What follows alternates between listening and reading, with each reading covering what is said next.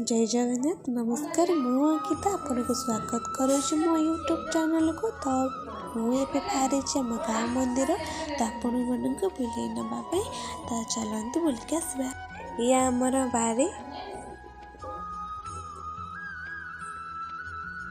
देखु आम घर पाखे मंदिर तो ये आमको बहुत शांति लगे जाइले घर पाखे मंदिर तो बहुत शांति लगे। तो ये आम मंडप बागर है खापा भी है नना आमर दुदरा फूल गच धाड़ी कर लगे तुलसी गच भी लगे के सुंदर दिशुची।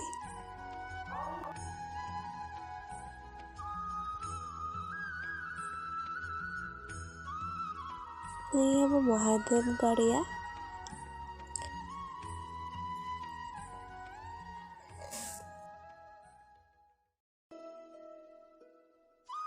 तो ये आम पताकरण है।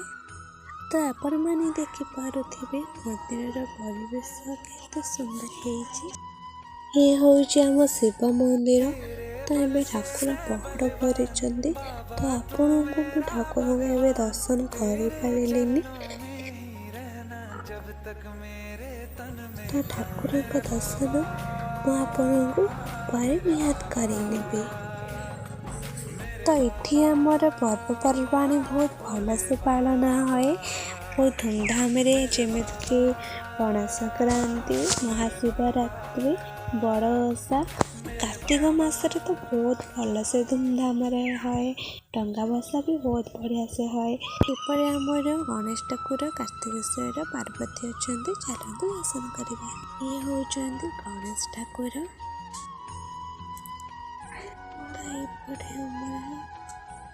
कार्तिकेश्वर ठाकुर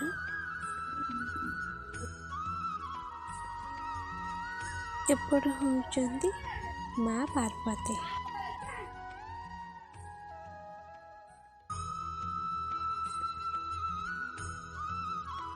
ये होउचंदी हम जगन्नाथ मंदिर। तो मंदिर देखते केते सुंदर है।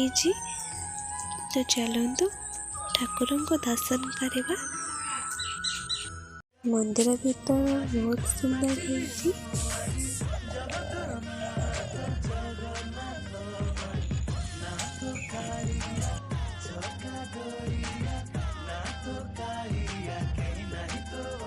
ठाकुर को दर्शन कर महाप्रभु जय जगन्नाथ। ठाकुर सुंदर एपट होउचंदी माँ लक्ष्मी। चलो माँ लक्ष्मी दर्शन करना।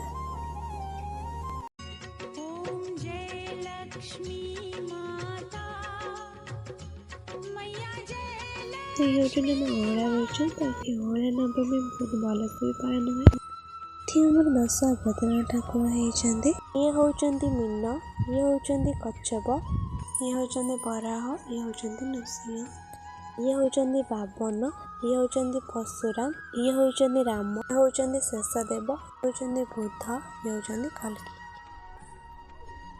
आम ये 10 अवतार देखने चलतु शनि ठाकुर मंदिर जावा शनि ठाकुर को दर्शन करवा।